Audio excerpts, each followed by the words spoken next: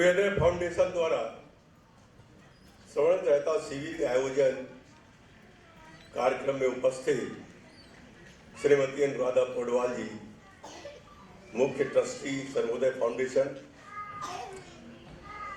श्रीमती कविता पौडवाल जी, कोषाध्यक्ष, विश्वास पाठक जी, निर्देशक Mahavitaran, Avinash Pawar ji, CEO WS audiology, Shri Vinayak Prabhu, times of India, प्रिय बच्चों और उनके माता पिता, सामाजिक संगठनों के प्रतिनिधि, सूर्योदय प्रतिष्ठान के सदस्य, मैं पद्मश्री अनुराधा पौडवाल जी के द्वारा उनके सर्वोदय फाउंडेशन के माध्यम से आयोजित श्रवण यंत्र शिविर भाग में भाग लेकर वास्तव में खुश हूँ। श्रीमती अनुराधा पौडवाल जी को हम सभी एक खूबसूरत पार्श्व गायिका के रूप में जानते हैं। उन्होंने हमें सैकड़ों यादगार गाने दिए हैं और उनके कई गाने हम गुनगुनाते रहते हैं। उनसे प्रत्यक्ष मिलने और समाज से वंचित वर्गों के लिए समर्पण भाव से किए जा रहे उनके व्यापक कार्यों के बारे में जानने के बाद अनुराधा जी के प्रति मेरा सम्मान कई गुना बढ़ गया है। पिछले कई दशकों से वो अस्पतालों को नवजात शिशु वार्ड, सोनोग्राफी सेंटर को मेडिकल उपकरण दान करना, गरीब हृदय रोगियों को वित्तीय सहायता प्रदान करना जैसे महत्वपूर्ण परोपकारी कार्य कर रही है। उन्होंने कोविड महामारी के दौरान उत्कृष्ट कार्य किया है। उन्होंने ग्रामीण आरा में स्कूलों के पुनर्निर्माण और चिकित्सा शिविरों का आयोजन करने में मदद की है।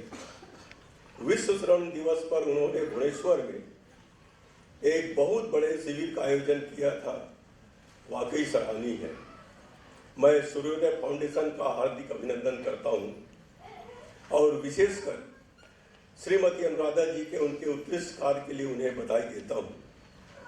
फाउंडेशन को उनकी खूबसूरत बेटी कविता और अन्य समर्पित टीम के सदस्यों द्वारा कुशलतापूर्वक चलाया जाता है। वे सभी हमारे तहे दिल से प्रशंसा के पात्र हैं। मित्रों, आज मनुष्य में श्रवण हानि सबसे आम संवेदी कमी है। WHO के अनुमान के अनुसार भारत में लगभग 6.3 करोड़ लोग श्रवण हानि से पीड़ित हैं। इसका मतलब है कि भारतीय आबादी में अनुमानित प्रसार दर 6.3% है। इनमें से एक बड़ा प्रतिशत 0 से 14 साल की उम्र के बच्चों का है। श्रवण बाधित युवा भारतीयों की इतनी बड़ी संख्या के साथ यह शारीरिक और आर्थिक दोनों तरह से उत्पादकता के गंभीर नुकसान के बराबर है। हमारी आबादी का एक बड़ा प्रतिशत मामूली स्तर पर श्रवण हानि और एक तरफा श्रवण हानि से पीड़ित है। जो लोग शरीर और दिमाग से स्वस्थ होते हैं वे बहरेपन के कारण अलग थलग पड़ जाते हैं। उनमें इंफीरियरिटी कॉम्प्लेक्स आ जाता है। विकलांगता दूसरों पर निर्भरता बढ़ा देता है। विशेषकर ग्रामीण परिवेश में विकलांग व्यक्ति माता पिता, रिश्तेदारों या दोस्तों पर निर्भर होता है। हमारा प्रयास विकलांग व्यक्तियों, चाहे वे पुरुष हो या महिलाएं, के बीच समानता और स्वतंत्रता की भावना लाना चाहिए। हेलेन केलर ने कहा था, अगर मुझे दोबारा शारीरिक अक्षमता के साथ जन्म लेना पड़े तो मैं बहरे होने के बजाय अंधा होना पसंद करूंगी, क्योंकि बहरापन अधिक अलग थलग कर देता है। श्रवण हानि और बहरेपन के लिए जिम्मेदार कान की समस्याओं की शीघ्र पहचान, निदान और उपचार की आवश्यकता है। इसलिए गहन श्रवण दोष वाले प्रत्येक बच्चे या वयस्क को कॉक्लियर इम्प्लांट के साथ सशक्त बनाना आवश्यक है, क्योंकि बच्चा संगीत के अलावा अपने माता पिता को भी सुन सकेगा। कॉक्लियर इम्प्लांट थोड़ा महंगा है, इसलिए हमें इसमें सहयोग के लिए कॉर्पोरेट्स की मदद लेनी चाहिए। वर्ष 2016 में विकलांगता व्यक्ति विशेषता विधेयक का मसौदा तैयार किया था। उस समिति का मैं अध्यक्ष था। भारत सरकार कॉक्लियर इम्प्लांट के लिए सहायता प्रदान करती है। सभी के लिए दोष मुक्त श्रवण और वाणी हमारा राष्ट्रीय मिशन होना चाहिए। इसके लिए जरूरी है कि जब बच्चे स्कूल में हों तभी उनकी स्क्रीनिंग की जाए। पैरामेडिकल कर्मियों की टीमें आपस में आसपास के स्कूलों और गांवों का दौरा कर सकती है और संभावित श्रवण और भाषण दोषियों के बच्चों की जांच कर सकती है। आज भारत में हमारे पास सर्वश्रेष्ठ डॉक्टर और प्रौद्योगिकी है। हम दुनिया के लिए सर्वश्रेष्ठ तकनीक विकसित कर सकते हैं। हमें सक्षम शरीर वाले और दिव्यांग के लिए समान अवसर बनाने के लिए चिकित्सा उपकरणों, सर्जरी और प्रौद्योगिकी के प्रगति का उपयोग करना चाहिए। विकसित भारत का लक्ष्य तभी पूरा होगा जब हम सभी को दृष्टि और सभी को सुनने की क्षमता प्रदान करेंगे। आपको बता दूं, जब मैं अनुराधा पौडवाल जी मेरे से पहली बार मिलने आई थी, काफी लंबी चर्चा हुई कि 5 साल से कम की उम्र के बच्चों को कॉक्लियर इम्प्लांट लगाना जरूरी होता है और एक ही ऐसी बीमारी है, उम्र बढ़ गया तो फिर कोई लाभ नहीं मिलता। माताएं जानती है कि जब बच्चा पैदा होता है तो बच्चा सुन सकता है या नहीं सुन सकता, ये पहले वो लोग देखते हैं। अच्छा, चुटकी बजाएंगे, अगर बच्चा उसके तरफ देखना चालू किया तो माँ समझ जाती है कि इसको सुनाई दे रहा है। अगर सुनाई नहीं देता तो हमें उसको गंभीरता से लेनी चाहिए और इसमें हमको कोई भी देरी नहीं करनी चाहिए। मैं आपको बता दूं, मैं महाराष्ट्र के सारे कलेक्टर को मैंने आदेश दिया है कि विकलांग व्यक्ति चाहे कोई प्रकार का हो, जिले वाइज मेरे को पूरी सूची तैयार करके आप भेजिए और हम उसको जो भी विकलांगता है उस विकलांगता के लिए हम राज्य सरकार, केंद्र सरकार से मिलकर हम महाराष्ट्र के विकलांगों की संख्या हम कम करेंगे, ये हमने तय किया है।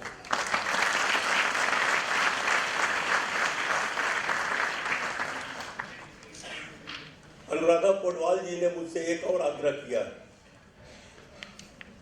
कि 5 साल से कम के बच्चों को विकलांग सर्टिफिकेट नहीं मिलता और वास्तव में ये बहुत बड़ी समस्या है और मैं केंद्र सरकार से, मंत्री से बात करके इस समस्या का समाधान करने का भरपूर प्रयास करूंगा ताकि बच्चे समय पर अपना इलाज करा सकें। मैं जब विकलांग का बिल बनाने के लिए पार्लियामेंट का जब मैं अध्यक्ष था, मैं प्राय भारत के हर प्रदेशों का दौरा किया। हम विकलांग के बारे में सिर्फ इतना ही जानते हैं कि किसी का हाथ कम नहीं है, किसी का पैर नहीं है, कोई सुन नहीं सकता, कोई देख नहीं सकता, लेकिन ऐसे ऐसे विकलांग मुझे देखने को मिले कि जिसकी मैंने कल्पना भी नहीं किया था। मैं बिल बनाने के पहले जब चेन्नई गया और चेन्नई में मैं विकलांगों को बुलाया था कि उनकी समस्या सुने ताकि हम बिल बनाने में उनकी सहायता कर सकें। करीब 200 विकलांग और जो संस्था चलाते हैं ऐसे व्यक्ति उस बैठक में आए। उनको लगता था कि पहले कोई भी जब कमेटी जाती थी तो 2-4 लोगों का सुन लेते थे और कमेटी उठकर आ जाती थी और इसलिए सब लोग चिल्लाना चालू किए कि हमको पहले सुन लो, हमको पहले सुन लो। लेकिन मेरी एक आदत है कि जिस काम के लिए मैं जाता हूं उस काम को मैं मन से करके पूरा करता हूं। मैंने सबको कहा कि आप 200 लोग हैं, मैं पूरे 200 लोगों को सुनूंगा और 2 बजे से हम बैठक प्रारंभ किए। मैं 10 बजे रात तक सारे लोगों की बातें सुना।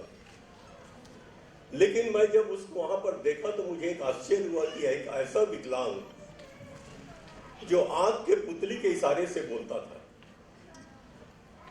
पहले तो मैं समझा नहीं, लेकिन उसके सामने, उसके बाजू में एक लड़की खड़ी थी। जब मैं उससे प्रश्न पूछता था तो अपने आंख के पुतली को ऐसा घुमाता था कि वो लड़की उस बात को उसको समझ कर मुझे ट्रांसलेट करके मुझे बताती थी। अब इसका क्या इलाज हो सकता है?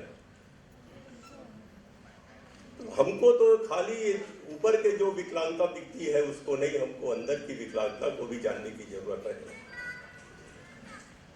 और अनुराधा पौडवाल जी जैसे महान व्यक्तित्व जब इस सेवा काम में लगे हैं तो निश्चित ही हम अपने लक्ष्य को प्राप्त करेंगे, महाराष्ट्र को विकलांग मुक्त बनाएंगे। धन्यवाद। सबसे पहले तो मैं ये बताना चाहती हूँ कि आज वर्ल्ड हियरिंग डे है और इस दिन को खास मनाया जाता है ताकि सब लोगों में ये अवेयरनेस फैलना बहुत ज़रूरी है, क्योंकि ये बहुत ही इग्नोर्ड सेक्टर है।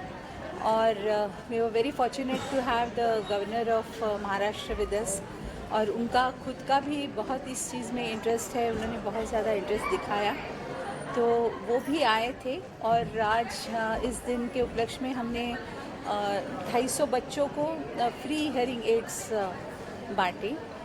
विशेष रूप से मैं ये कहना चाहती हूँ कि जिस वक्त हमने काम शुरू किया इसे लोगों को डिस्ट्रीब्यूट करना, तो हमने देखा कि बहुत सारी जगह हैं जहाँ पर ऑलरेडी ऑडियोलॉजी हो करके बच्चे रुके हुए हैं। बिकॉज़ हम कहते थे कि अभी तक क्यों हियरिंग एड्स आपने लगाया नहीं, तो उन्होंने कहा कि नहीं, हमें सब standard quality made in China हम नहीं लगाएंगे।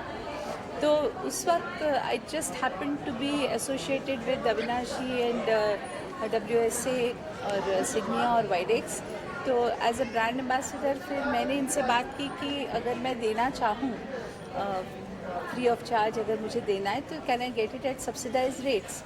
तो मुझे जैसे ही मिला तो I was in a position to start giving them the Signia ones, वेसुविया जो इन्होंने अभी हाल ही में लॉन्च किया है, which is very much made in India, और इसकी बहुत ही अच्छी क्वालिटी है, डिजिटलाइज भी है। तो बच्चों को बहुत अच्छा उसका रिज़ल्ट मिला and children are very very happy. हम लोग और भी एक चीज़ करते हैं कि we insist that we make a mould, क्योंकि विदाउट द मोल्ड अगर देने से ना हर एक के कान की साइज़ अलग होती है, सो दे आर गिर जाता है, नहीं प्रॉपर सेट होता है। लेकिन मोल्ड की वजह से they are able to set it properly और साउंड बेटर होता है। और उसके साथ साथ अभी हमने जो बैटरीज देने शुरू किए हैं, they last almost for about 2 years वाढवलेले लेता पण, सो 2 साल तक यूज़ कर सकते हैं। So the children are very happy. Also आपसे जानना चाहूँगा सर, आज के इनिशिएटिव के बारे में बताइए, और जो मेंटेनेंस है जो हियरिंग एड्स का, अगर उस बारे में कुछ आप बात करें कि किस तरह का मेंटेनेंस होगा। जैसे मैम ने कहा कि 2 साल तक उसकी बैटरी भी चलती है, तो देखिए आज 3 March as a world hearing day पूरे दुनिया में सेलिब्रेट किया जाता है, और हम specially as a WS audiology in India इसको as a awareness campaign run करते हैं।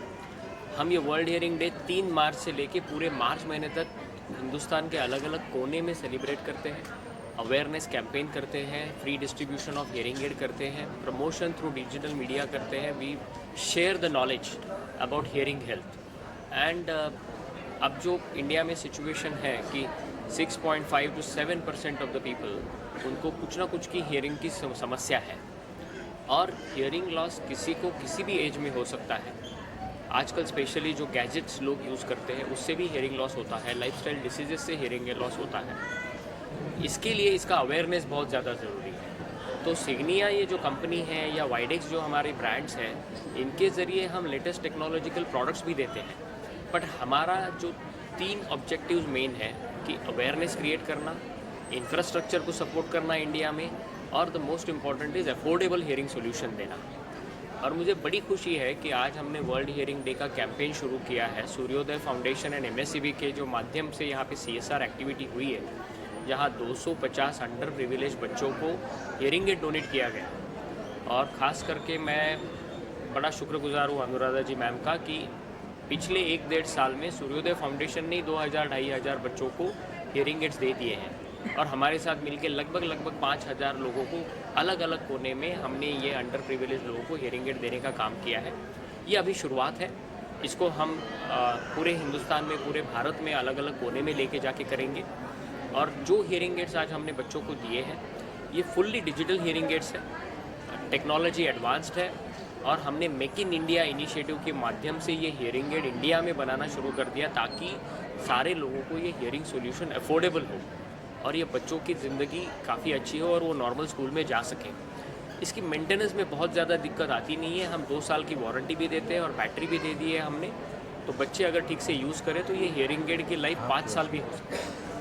मैम आपसे जानना चाहूँगा ये अवेयरनेस लोगों तक पहुँचाना कितना इम्पोर्टेंट है, जैसे आपने स्टेज पर भी कहा कि लोग बहुत इग्नोर ज़्यादा करते हैं उस इम्पोर्टेंस, चीज़ें। क्योंकि हमने जब शुरू किया तो I was not equipped with all these intricacies, छोटी छोटी बातों, लेकिन हमने देखा कि गवर्नमेंट से अगर मांगते हैं तो वो डिसेबिलिटी सर्टिफिकेट मांगते हैं, जो कि जब तक बच्चा 5 साल का नहीं होता तब तक उसको गवर्नमेंट ही से नहीं देती है सर्टिफिकेट.